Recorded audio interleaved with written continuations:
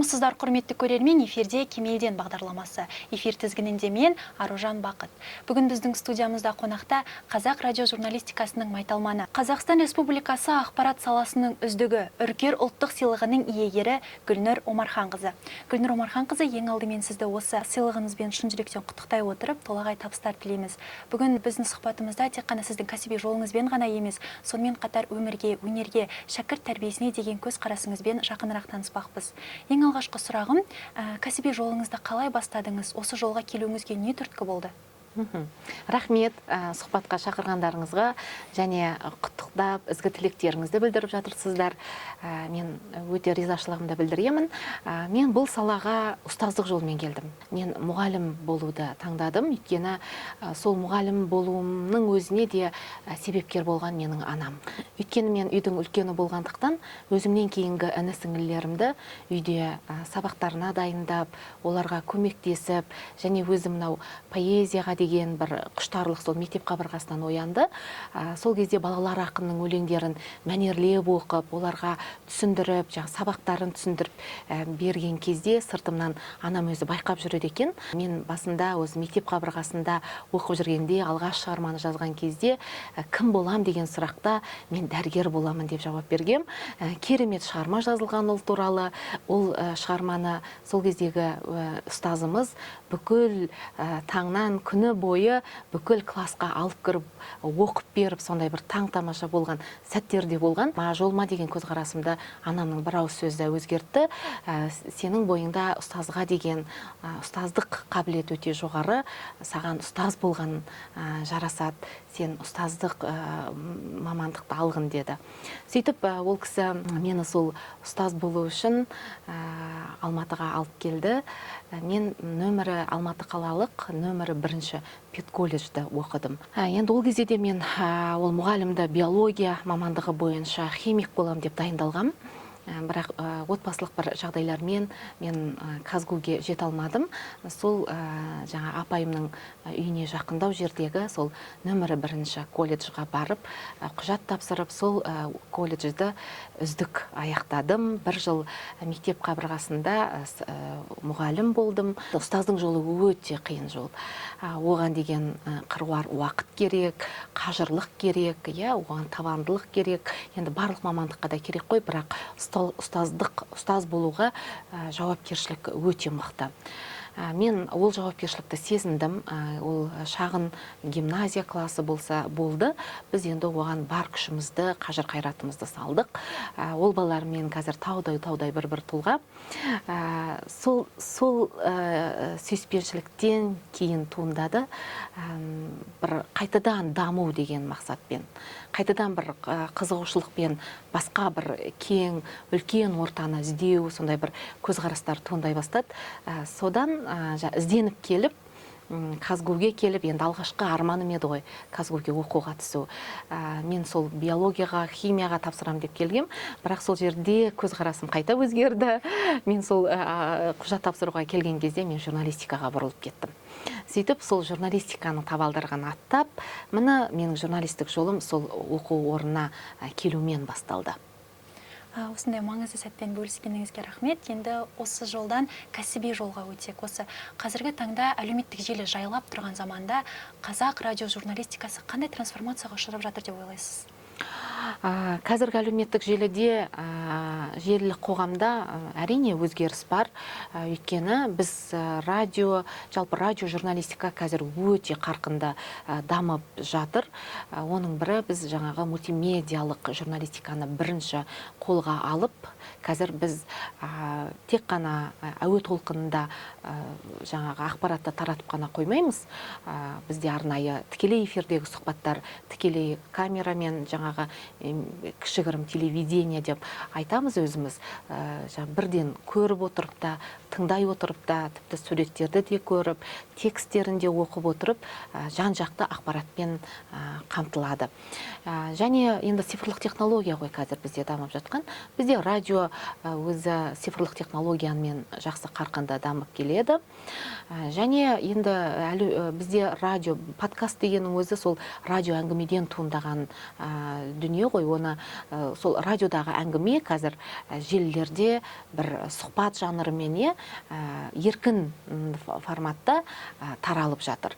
Енді оны да бір кішігірім радиодағы бір әңгіме деп айтуға болады. Ондағы ерекшелік тек қана бізде радиода белгілі бір уақытпен, белгілі бір көлемде ғана және әртүрлі жанрмен, арнайы форматпен және жаңағы мемлекеттік арна болғаннан кейін біз жаңағы оның жаңағы стиліне, ондағы жауапкершілікке, ақпаратты беру тәртібіне біз жан-жақты қараймыз. Сол себепті содан өзгешелеу.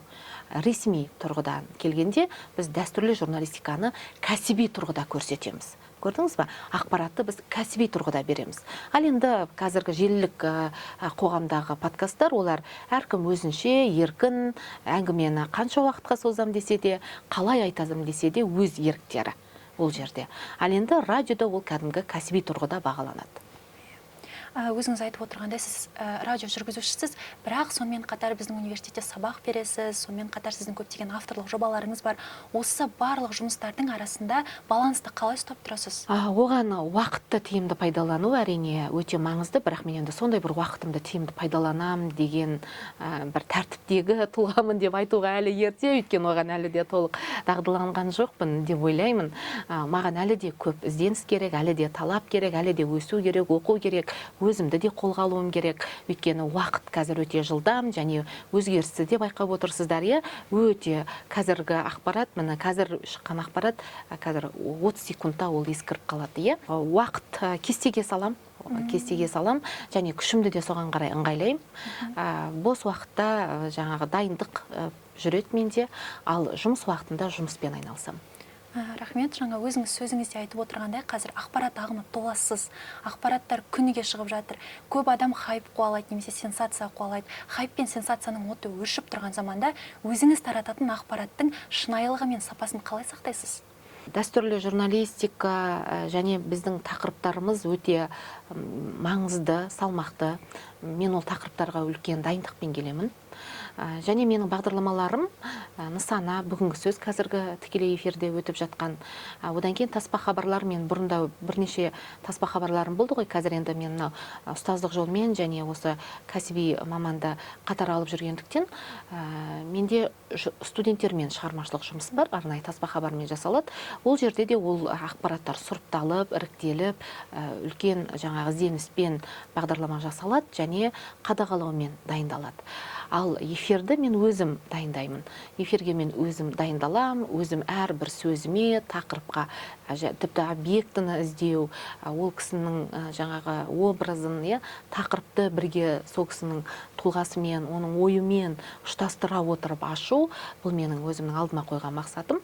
Және сол тақырыпқа қатысты мәселені жан-жақты талдап көрсету, тіпті ақпаратты тұшымды қылып жеткізу, мен сол жағынан өте қатаң бақылауға аламын.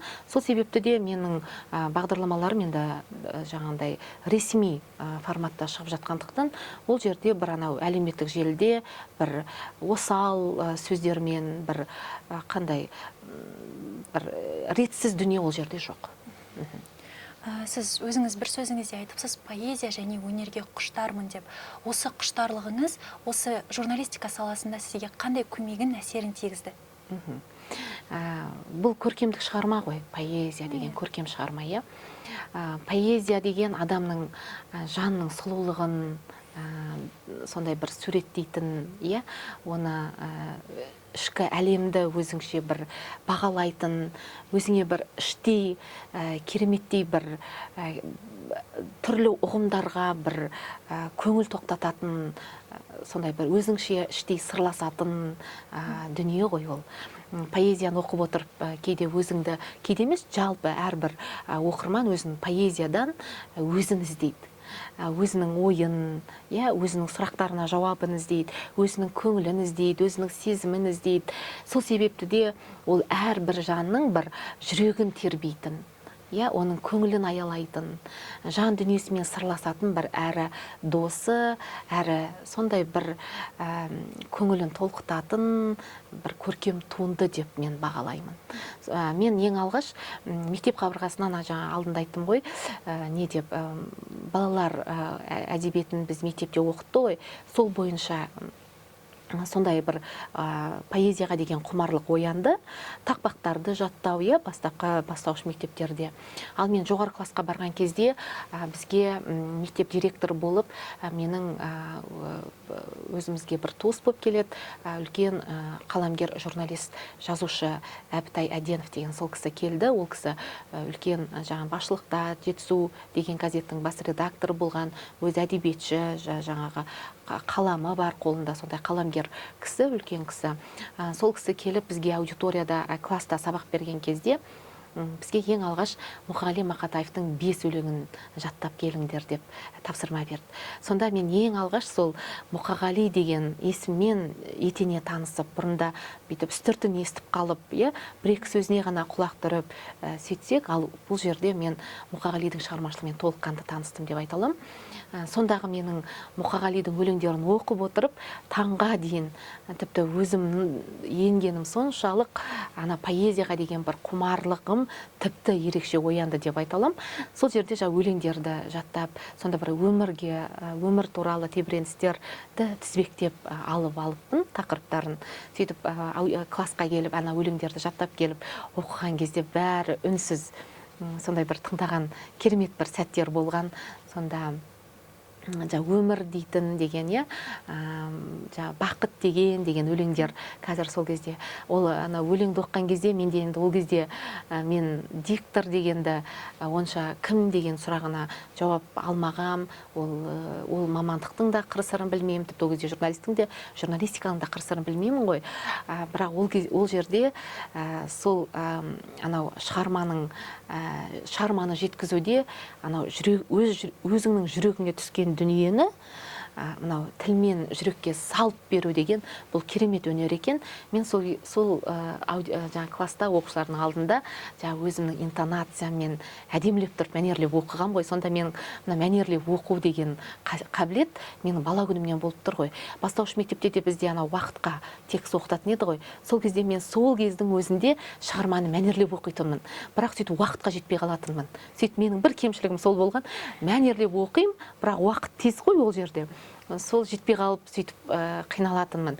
Ал енді ана жерде көркем шығарманы сондай мәнерге салып оқып берген кезде класс, бізде ең үлкен оқушылары көп класс біз болғанбыз, 25 оқушы үнсіз ұйып тұрып тыңдаған кезді әлі көз алдымда. Содан кейін мұғалім де өзі сондай бір сүйсініп тыңдады. Кейін маған жаңағы Ілияс Жансүгіровтің құлагерін аудиторияға, классқа оқытып қойды. Соны оқып беріп, кейіннен көптеген сондай бір содан басталып кетті менің поэзияға деген құмарлығым, өлеңді мәнерлеп оқу, текст оқыған кезде де ойды жеткізіп мәнерге салып оқу деген шеберлік сол кезден қалыптасты. Осы сіз айтып отырсыз ғой, өзіңіз арман қуаладым деп. Осы өзіңіз армандаған, бірақ әттеген-ай деп жүзеге аспай қалған бір жобаңыз болды ма? Өмірлік мақсатыңыз болмаса?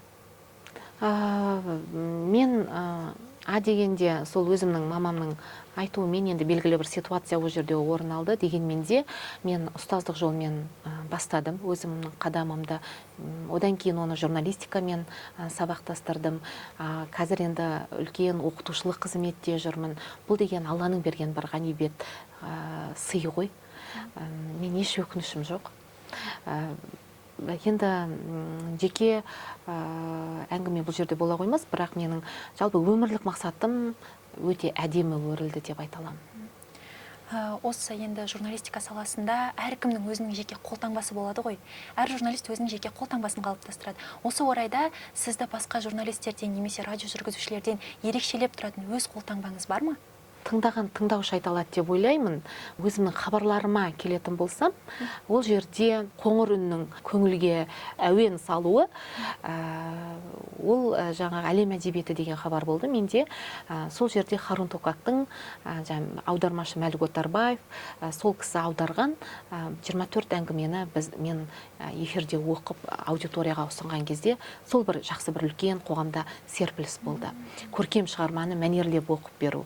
Енді ол бір, және екінші менің өзімнің бір жеке қолтаңбам ретінде және өзімнің де бір өремді өсірген, көзқарасымды кеңейткен, жалпы жан дүниемді байытқан туынды ол өнертанушы ғалым Дәржан Төлеубайқызымен бірге жасаған жоба.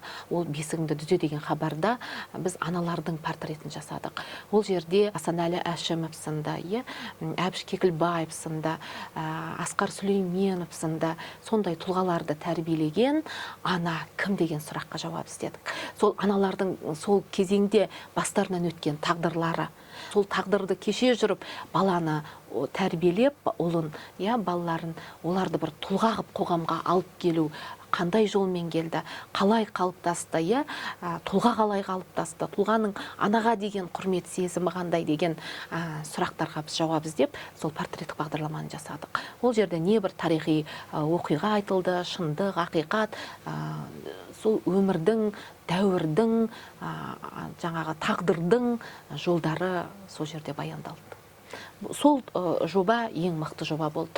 Одан кейін жалпы көңілімнен шығып, тағда тыңдаушылардың да көңілінен шыққан ол бір екінші бағдарлама, өзімнің қолтаңбам ретінде қалған ол дәстүр бағдарламасы.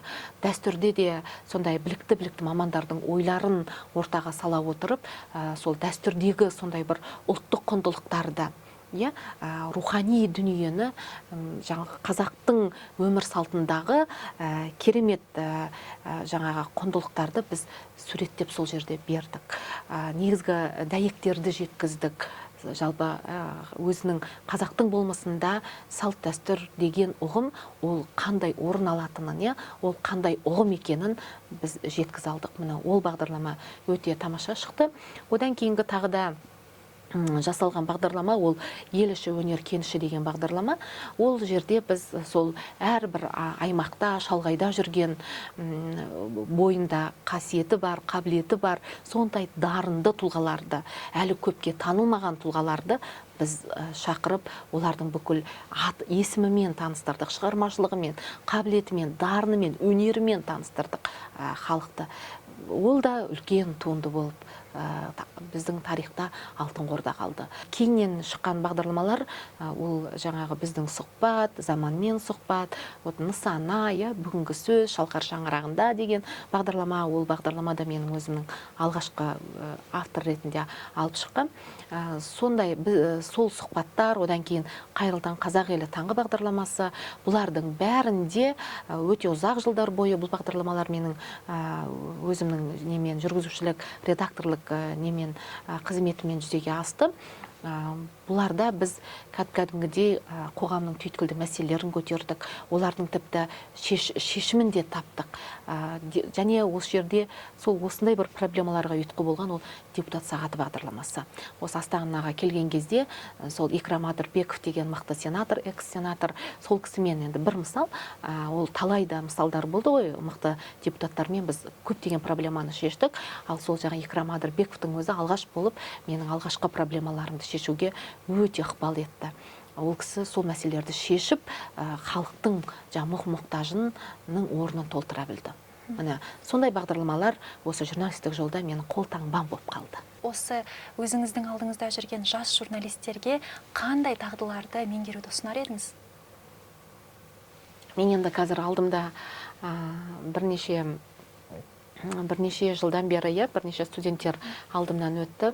Қай мамандық болса да, және осы журналистикада әсіресе, ол жауапкершілік және адалдық. Бізде мынау Шалқар радиосының алғаш мен табалдырығын аттаған кезде руханиятқа қызмет ету деген ол үлкен жауапкершілік және адалдық деп біз өзімізге қабылдадық. Сол жолда еңбек еттік. Бізге үлкен сенім артылды. Біз сол мүддеден шығалдық деп ойлаймын. Бұл жерде де мен өзімнің шәкірттеріме де үнемі айтып отырамын аудиторияда. Әл-Фараби бабамыз айтқандай, тәрбиесіз берілген білім адамзаттың қас жауы деді ғой. Міне, мен ұстаз ретінде де, жалпы журналист ретінде де ұстанатын қағидам осы. Алдымен тәртіп. Тәртіп бар жерде, ол жерде жауапкершілік те бар, адалдық та бар, және өзіне деген табандылық та бар, ұқыптылық та бар. Мен өзімнің жұмыстарымда әр нәрсеге өте ұқыппен, жауапкершілікпен және адалдықпен қарап табанды болуға тырысамын. Мен ұстаздарымнан үйренген осы қасиеттің бәрін мен өзімнің шәкірттерімнен де күтемін. Университет қабырғасында Зейнолла Қабдоловтың алдынан өттік, ол кісінің дәрісін тыңдадық сағаттап отырып. Темірбек Қожекеевтің дәрісін тыңдадық, Алма Қыраубаеваның дәрісін тыңдадық. Міне мен сол ұстаздарымды өзіме үлгі тұттым. Олар менің сондай бір кумир дейді ғой, кереметті өзіме сондай биік тұлға ретінде, қадір қасиетім ретінде бағалаған сондай бір керемет тұлғалар осы кісілер. Бізге сабақ берген ұстаздардың бәрі кешегі сол үлкен мектептен өтіп келген мамандар ғой. Біз солардың алдынан тәлім алғанымды мен өте бақытты, қуанышты сезінемін, өйткені мен мектеп көрдім. Біз мектеп көрдік. Сол мектепті қазір де мен енді өзімнің ұстаздық жолымда қалыптастырғым келеді, қалыптастырып жүрмін деп те ойлаймын. Осы сіздің кітапқа деген бір құштарлықпен айтып отырған әңгімеңізден мынандай бір сұрақ туындап тұр менде. Егер өзіңізді бір оқыған кітабыңыздың кейіпкерімен салыстыр десе, қандай кейіпкер болар еді және неліктен олай боласыз? Өте әдемі сұрақ. Мен қазір бірден көз алдыма елестеді. Мектеп қабырғасында анам маған мынандай бір әдемі теңеу айтқан. Телеарнада «Сүйрік» деген кино жүрді. Ана қыздың есімі ол. Ол сондай үйдің үлкені. Және ол қыз өте қабілетті, сондай әдепті, инабатты, ізетті, сондай ибалы, өзі сондай нәзік, және шахматта керемет ойнайды, шашкиді. Сөйтіп ауырып қалып, жаңағы ауруханаға түсіп қалған кезде, сол екінші бір палатадан бір жігіт жаңағы жалғыз өзі шахмат ойнап отырады. Сонда ол барып бірге ойнағанда, ана бала кешке дейін ол қыздан жеңіліп қала береді. Содан ана қыз жалығады, «Сүйрік, сіз кешке дейін жеңіліп қала бересіз, маған сізбен ойнаған қызықсыз» деп. Кейін екеуі соны жоқ, мен сізді бәрібір жеңем деп, сөйтіп екеуі тайталасып жүріп бәрібір жеңіле береді. Сондай кино, сондай керемет сюжет, эпизод. Сонда ана қыздың бір үнемі бір томаға тұйық ойға бата беретіні, өзімен өзі оңаша қалып сырласа беретіні, сондай бір жаңағы артынан кейінгі інілеріне қамқорлығы, бауырларына, сондай бір өзінің анасы мен әкесіне деген бір жанашырлығы ана кинода керемет суреттеледі. Сонда мамам көріп отырып, «Ой, мынау менің Күләтайым ғой» деп. Солай бір ол кісі менің Күләтайым ғой деп сөйтіп еркелететін. Менің алтын қызыма ұқсайды екен деп сөйтіп еркелетіп, сол бір қызға бір теңегені бар ең алғаш. Енді кейінгі шығармаларда мен енді олай өзімді кітаптардың кейіпкерлерінен іздеп көрмеппін, бірақ Дулат Исабековтың «Әпке» деген туындысы жарық көрген кезде сол жерде мен өзім бар шығармын деп ойладым. Енді осы сұхбатты қорытындылайтын соңғы сұрағым, егер осы жерде сұхбат алушы ретінде мен емес, 20 жыл бұрынғы Гүлнұр Омарханқызы отырса, не айтар едіңіз?